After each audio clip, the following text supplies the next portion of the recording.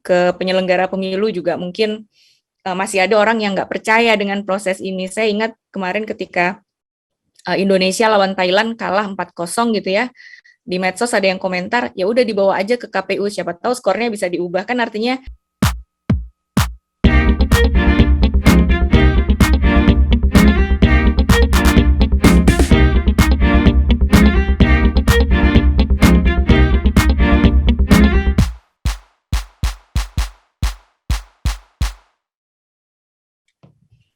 ya, makasih banyak Mas Haldi. Assalamualaikum warahmatullahi wabarakatuh. Pak Mardani, Mas Bima, Pak Rocky Gerung, teman-teman semua, terima kasih sudah mengundang. Mungkin saya lebih banyak bicara soal pemilunya ya, Mas Haldi. Jadi memang tahun 2022 ini bisa dibilang tahun tahapan pemilu ya, karena kan di Undang-Undang Pemilu itu disebutkan bahwa tahapan pemilu itu mulainya 20 bulan sebelum hari H, dan hari H-nya sudah ditetapkan beberapa waktu yang lalu ya, 14 Februari, artinya kalau pemilunya 14 Februari 2024, 20 bulannya itu jatuh di sekitar Juni ya, Juni tahun ini, Juni 2022 ini. Jadi sudah mulai nih kalau orang bilang tahun politik ya akan sudah mulai di tahun 2022 ini. Nah, memang kalau pertanyaannya nanti pemilu 2024 seperti apa, ya karena undang-undang pemilunya tidak direvisi ya, sebetulnya kan memang di 2020 ya, kalau saya tidak salah 2020 sempat sudah dibahas di Komisi 2, sudah mau dibawa ke Balek begitu ya, sudah banyak sekali diskusi soal revisi Undang-Undang Pemilu ini, tapi kemudian di awal 2021 pemerintah menyatakan Undang-Undang Pemilunya tidak usah diubah, sehingga akhirnya ya sudah kesepakatan politiknya Undang-Undang Pemilunya tidak diubah.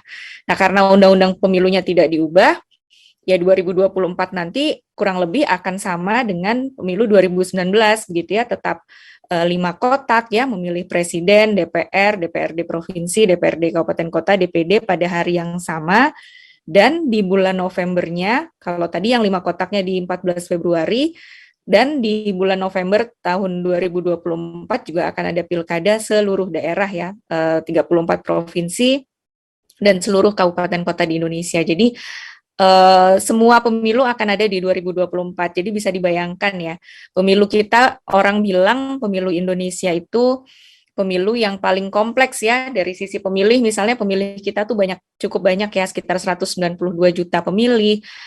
Wilayah kita kan juga wilayah kepulauan gitu ya, secara geografis juga berdampak pada pendistribusian logistiknya juga berdampak. Dan dari dari sisi sistem yang kita gunakan ya, memilih itu kan juga cukup rumit gitu ya. Kita kan menggabungkan sistem pemilu proporsional terbuka, makanya kita bisa memilih caleg langsung. Daerah pemilihannya besar gitu ya, besar-besar kan, paling sedikit 3 kursi, paling banyak 10 kursi untuk DPR, paling banyak 12 kursi untuk DPRD. Makanya ada nama caleg di surat suara itu, dan menggabungkan 5 surat suara. Jadi memang pemilu yang cukup kompleks.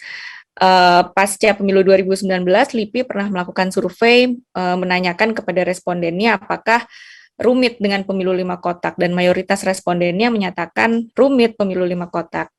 Dan hal ini mungkin bisa terlihat dari suara tidak sah pada pemilu 2019 yang lalu. Untuk DPR saja misalnya suara tidak sah itu sekitar 11,12%, atau sekitar 17 juta suara tidak sah. Kan banyak sekali ya.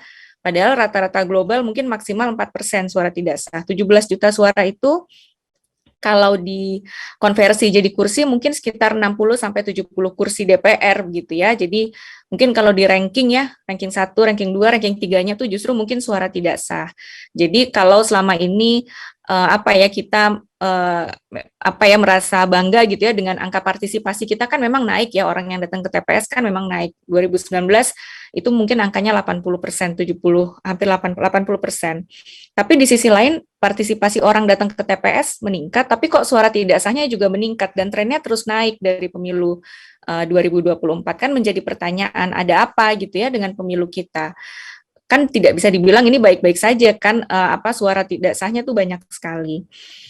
Lalu saya rasa bukan dari sisi pemilih saja gitu yang mengalami kompleksitas. 2019 kan kita dikagetkan banyak saudara-saudara kita anggota KPPS yang meninggal dunia begitu ya, padahal pemilu kan peristiwa yang harusnya apa ya, kita menganggap nih peristiwa yang damai gitu ya, bukan peristiwa yang berdarah-darah, tapi korbannya banyak gitu kan, kita jadi kaget kenapa nih pemilu kita.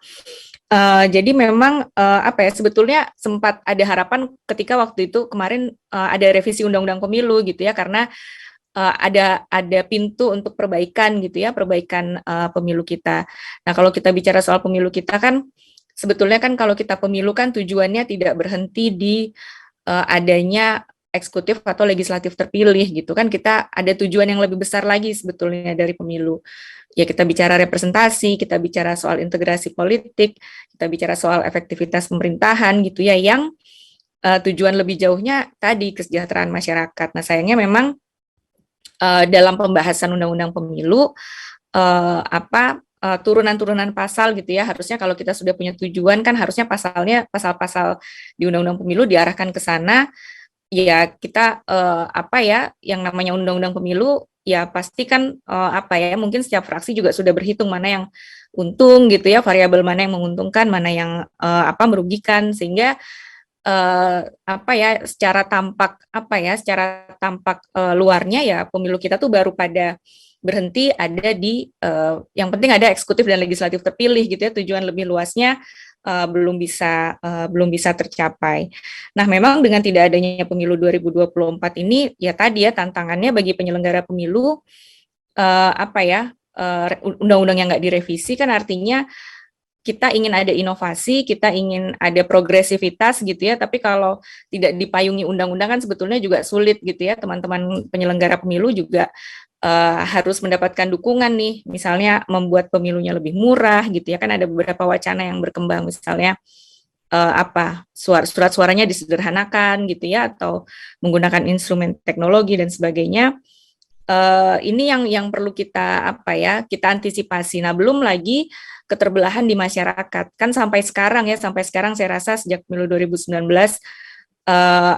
orang tuh masih terbelah gitu ya, kubu A, kubu B, tingkat kepercayaan masyarakat ke penyelenggara pemilu juga mungkin masih ada orang yang nggak percaya dengan proses ini. Saya ingat kemarin ketika Indonesia lawan Thailand kalah 4-0 gitu ya, di medsos ada yang komentar, ya udah dibawa aja ke KPU, siapa tahu skornya bisa diubah, kan artinya sampai orang nggak percaya, masih terbawa emosi gitu ya, emosi pemilu 2019 yang lalu. Nah, kalau tidak diantisipasi gitu ya, yang namanya disinformasi, berita bohong, itu ya apalagi 2024 pemilunya semua pemilu di tahun yang sama.